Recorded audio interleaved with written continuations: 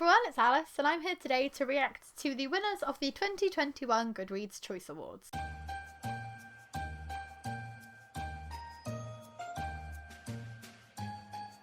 I vote in the Goodreads Choice Awards every single year, and I've normally read basically none of the books that are shortlisted, and this year I've read a few more of the books that are shortlisted, but still not very many. But I didn't really have an idea for a video for today. It's Ezra's birthday, so we've been having lots of birthday fun and excitement this morning, so I thought this is a nice, cute, fun little video, and I was going to check out the winners today anyway, so 2 birds, 1 stone for you. Let's go ahead and take a look at Goodreads and see what the best books of 2021 officially are. View results. My internet's now going to go as slowly as possible, so this is going to be such a long video. Okay, the winner of Best Fiction was Beautiful World, Where Are You? By Sally Rooney. This is not a surprise. Sally Rooney is the author of Conversations with Friends and Normal People. Everybody loves her work, and Beautiful World, Where Are You was like pretty much the biggest literary fiction release this year. I would have been surprised if anything else had won. Second place was Dial A for Antis by Jessie Q. Satanto, which I haven't read yet but I'm really interested in, and that was the one I was voting for. So to only be 26,000 votes behind Beautiful World, which got 69,770, not bad. So then we'll move on to Best Mystery and Thriller. And the Best Mystery and Thriller book of 2021 was The Last Thing He Told Me by Laura Dave. I had never heard of this book until it was shortlisted, and it just kind of looks like the cover of Little Fires Everywhere by Celeste Ng, which I also haven't read but I've heard really good things about, but I'm surprised. That one got 58,406 votes, and in second place was The Maidens by Alex McAlladis with 49,829. Billy Summers by Stephen King was third with 47,000, and I kind of thought Stephen King had that one in the bag because normally Stephen King wins his categories, so that's interesting. I can't be bothered to share the rest of the lineup, so I'll just discuss like the top few. We'll move on to Best Historical Fiction, and Best Historical Fiction was Malibu Rising by Taylor Jenkins Reid. This is not a surprise, with 104,854 votes. That's wild. Second place was The Four Winds by KRISTIN Hannah, which had 77,546 votes. 77,000, that is. Damn! So, like, 30,000 more. Nearly 30,000 more. I'm not surprised that Malibu Rising won. There was no point in even voting for anybody else in this category because Taylor Jenkins Reid quite clearly was going to have this in the bag. But I haven't read Malibu Rising and I don't know if I'm interested in it. I'm interested in Daisy Jones and the Six and the 7 Husbands of Evelyn Hugo, but I don't know too much about Malibu Rising yet. Maybe one day though. The next category is Best Fantasy, and the winner of this is, again, completely unsurprising, A Court of Silver Flames by Sarah J Maas with 111,498 votes. It's Sarah J Maas. It's a really popular series. It's the 4th installment in a really popular series. It was obviously going to win. Second place, which breaks my heart, was Under the Whispering Door by TJ Klune. I voted for that with 56,324 votes. So it got half, just over half of the amount of votes that Sarah J Maas got. I'm not surprised that Sarah J Maas won, but I am really, really proud of TJ Klune for getting second because Under the Whispering Door sounds like it's going to be an amazing book. I'm hoping to try and read it by the end of the year. I'm glad to see it that high up. I'm sad that it didn't win though. Then we've got Best Romance, and the winner for Best Romance was People We Meet on Vacation by Emily Henry with 88,755 votes. Again, not too surprised at this one because everybody loved Beach Read and this is her new book. Second most popular, whoa, that was close, The Love Hypothesis by Ali Hazelwood, which is a recently hyped up book talk recommendation with 88,192 votes. That was so close. That's wild. Damn. Next, we've got Best Science Fiction. If it's not Project Hail Mary, I'm going to riot. It was Project Hail Mary! I've actually read a Goodreads Choice Awards winner! Woo! Oh my god! With 92,831 votes. Each one of those extremely well deserved. Second place was Clara and the Sun by Kazu Shigeru with 56,284 votes. So I'm surprised I didn't get more, to be honest, because that was a really hyped literary fiction release as well. I didn't actually realise it was science fiction until now. But Project Hail Mary was so hyped, and Andy Weir is such a popular author, and it was an amazing book, so I'm glad. I'm so glad that it won! Yay! Oh, I'm over the moon. Echo Wife came fourth. That's relevant because I'm currently like a quarter of the way through reading it. I'm actually reading a book, guys. It's exciting. And yeah, then I'll have read 2 of the top 5. Wow. That is me reading relevant fiction. Moving on to Best Horror. And the winner of Best Horror was The Final Girl Support Group by Grady Hendrix. I really want to read this one. I haven't yet. That got 45,960 votes. Second place was Later by Stephen King. So Stephen King didn't win either of his categories. Ouch. And Later got 40,151. So it's only 5,000 behind. The next closest in third place was The Last House on Needless Street by Katrina Ward with 16,934. So, damn. Grady Hendrix and Stephen King both getting, like, 3 times as much as the person who came third. Oh. Wow. That was definitely a 2-horse race. We will now move on to Best Humour. And the winner of the Best Humour Award was Broken by Jenny Lawson. Oh, well deserved. I haven't read Broken yet. I had it out on the library and I let the whole lapse because I just didn't have the brain span to read it.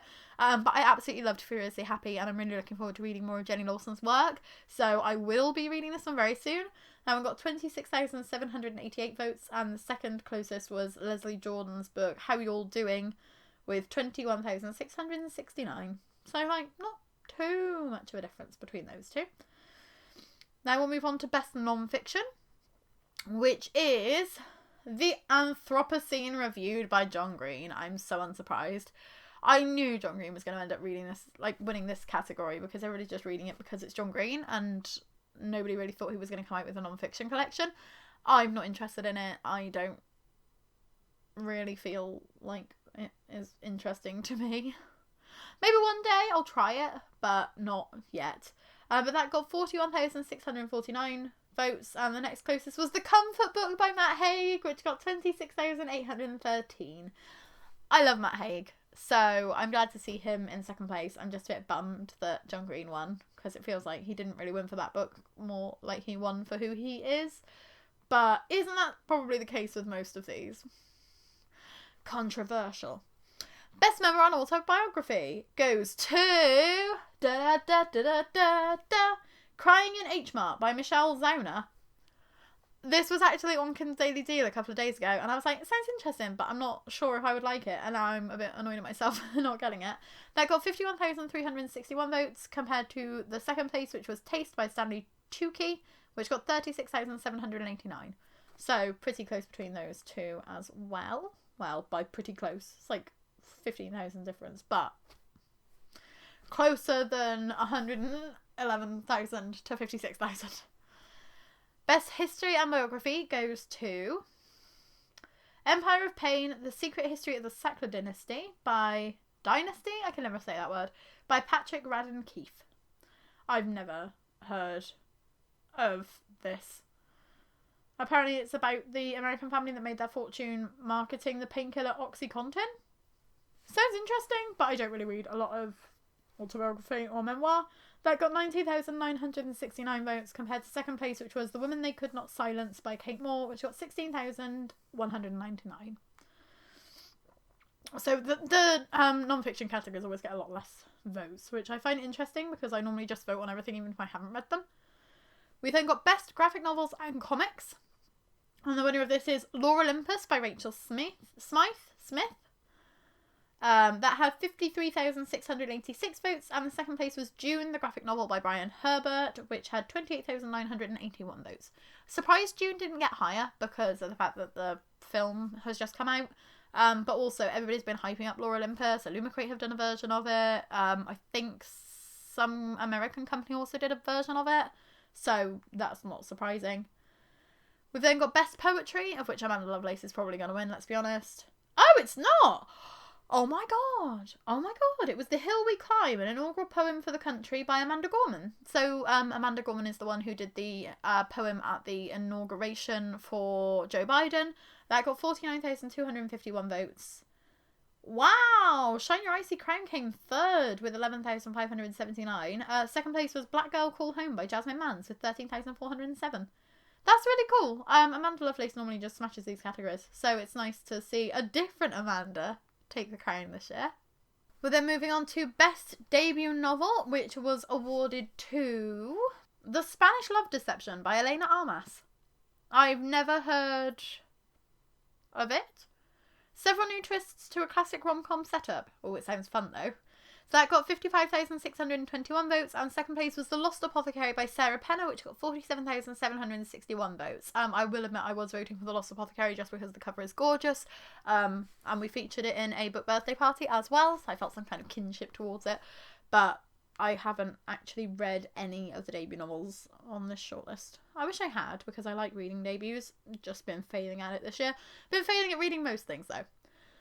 Moving on to Best Young Adult Fiction, and the winner of that award was Firekeeper's Daughter by Angeline Boulley, which is a debut novel. Really cool. So that got 35,648 votes, and in second place was The Hawthorne Legacy by Jennifer Lynn Barnes with 33,974. Surprised by that. Haven't read The Hawthorne Legacy yet, but it is a sequel, so normally sequels don't appear that high up. Ace of Spades also got 33,442, so that was only like 400 behind. I'm halfway through that at the moment. Then it was Aristotle and Dante Dive into the Waters of the World with 32,298. So like that is like the closest top four. Then it was The Hate You Give. I'm surprised The Hate You Give only got 24,300 and not The Hate You Give, Concrete Rose, the Hate You Give prequel. I'm surprised it only got 24,346 votes, but I don't know if people were put off of reading it because it was a prequel and it was like marketed as historical YA, even though it was only set in the 90s. But I really enjoyed Concrete Rose, actually. I'm just going to read out the rest of these because these, I think, are all books that I've mentioned on my channel before, and I do read a lot of YA. So, after Concrete Rose was As Good as Dead by Holly Jackson with 23,624 votes. Then it was The Cousins by Karen M. McManus with 22,394 votes. Last Night at the Telegraph Club by Melinda Lowe with 18,241, which I've literally just bought on my Kindle, so I will be reading that soon.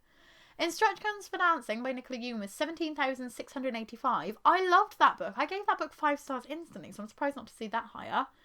The Box in the Woods by Maureen Johnson with 13,148. Surprised that isn't higher because it's book 4, but then I can imagine that's the reason it isn't higher because a lot of people haven't read that far in the series. Tokyo Ever After by Emiko Jean with 5,526, which is a dramatic jump. That's 8,000 less. She Drives Me Crazy by Kelly Quindon, still has one of the cutest covers I've ever seen, with 4,966. A Faux Love Story by Luan Lee with 4,463. Yolk by Mary H.K. Choi with 4,463. Exactly the same. What are the chances? Still need to read Yolk. Loved Mary H.K. Choi's 2 other novels. You Have a Match by Emma Lord with 4,143. Hani and Issue's Guide to Fake Dating by Adiba Jagada with 3,769 votes. Also, just bought that on my Kindle. We'll be reading that soon. The Girls I've Been by Tess Sharp with 3,584. I don't know why that's not higher. I was expecting that to get like 10 times that amount of votes because I loved that book. Perfect on Paper by Sophie Gonzalez with 3,290. Again, I'm surprised not to see that higher. Like, that's 2 bisexual books, like, one after the other. Counting Down With You by Tashi Boyan with 3,071 votes. And The Project by Courtney Summers with 2,478. I'm surprised The Project is bottom. Everybody loves Courtney Summers, and The Project was, like, super hyped. Maybe it is a bad cult book. Oh, no. But I think I actually mentioned every single one of those books on my channel. So it's nice to see that it's like a really strong shortlist. Maybe I will actually challenge myself to read all of these and pick a winner after I've read them all. Because I was voting for Instructions for Dancing because I gave it 5 stars. But I'm interested in reading all of the others. So we'll put a pin in that as a video idea. And we'll see how we go. Then we're moving on to Best Young Adult Fantasy and Science Fiction. I will probably read out all the ones from this as well because, as I said, like, this is a channel that mostly focuses on YA, so these are a lot of books I have been mentioning in the last year. The winner is not surprising. It was Rule of Walls by Leigh Bardugo with 48,212 votes. That is the sequel to King of Scars, the third, fifth, seventh book in the Grishaverse series. And obviously the Shadow of Own TV show has come out this year, so that's really popular. Second was Chain of Iron by Cassandra Clare with 31,911 votes. I'm surprised. I'm so surprised that Cassandra Clare was 17,000 votes behind. I thought Cassandra Clare had this one in the bag. Then we've got Law by Alexandra Bracken with 27,855. Anyway, The Wind Blows, which is the final book in the Simon Snow series by Rainbow Rowell with 26,842. How the King of Elfhame Learned to Hate Stories by Holly Black with 26,479. It's the only one on this shortlist I've actually read. Iron Widow by Zoran J. Zhao with 23,754 votes, which is really impressive considering Iron Widow came out like a month ago. The Gilded Ones by Namina Fauna with 23,486. Our Vi Then Ends by Chloe Gong with 19,782. Also really impressive. It only came out in November. A Sky Beyond the Storm by Sabah Tahir with 19,505. Once Upon a Broken Heart by Stephanie Garber with 17,698. Again, really impressive because it was quite a late release. House of Hollow by Crystal Sutherland with 6,510. I don't know how there's an 11,000 jump down there because damn. Six Crimson Cranes by Elizabeth Lim with 6,214. Like, everybody loved that book. Namesake by Adrienne Young, 6,080. Realmbreaker by Victoria Aveyard only got 5,210 votes. Damn. We Free the Stars by Hafsa Faisal got 5,193. Gods and Monsters got 5,187. These Hollow Vows by Lexi Ryan got 3,937. Lost in the Netherwoods by Aidan Thomas got 3,640. The Ones We're Meant to Find by Joan He got 3,086 votes, and I absolutely loved that one. That was another 5-star. I thought I'd only read The King of Elfhame on this shortlist, but I had read 2, so The Ones We're Meant to Find would have been my winner. And Am I So Bold and Deadly by Bridget Kemmerer only got 3,052. And everybody I thought loved that series and loved the ending to it, so I'm surprised that's that low. Damn. That's like the most surprising category for me so far. Not only that Cassandra Clare got that much less than Leigh Bardugo, but like the way that everybody fell in that one. And the last but not least, we've got Best Middle Grade and Children's, which was won by Rick Riordan's Daughter of the Deep with 24,836 votes. So again, quite a lot less votes than most of the other categories. Bridge of Souls by Victoria Schwab with 24,368. Less than 500 behind. That's crazy. You've got Eyes That Kiss in the Corners by Joanna Ho with 21,560. Amari and the Night Brothers by B.B. Alston with 21,390. Starfish by Lisa Phipps with 20,031. So that's like 5 that are all just above 20,000. So that's really impressive.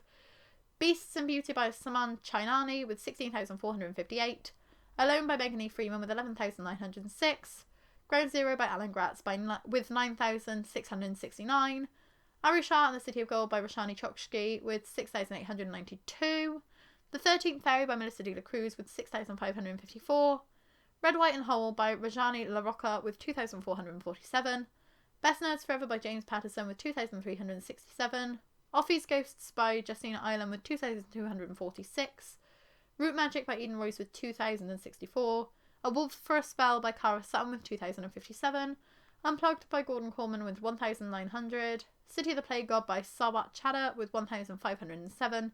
The Shape of Thunder by Jasmine Varga with 1,418.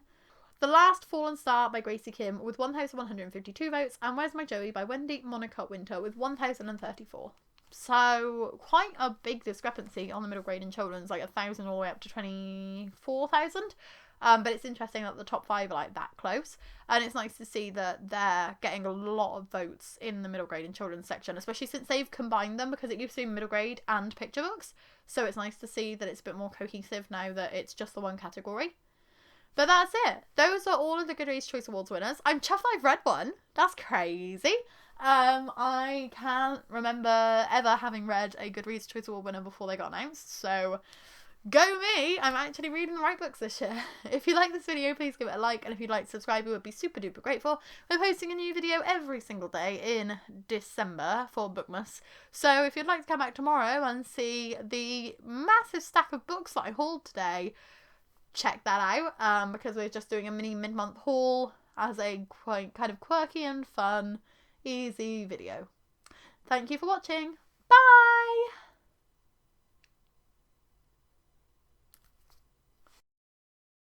The Last Fallen Star by Gracie Kim The Last Fallen Star by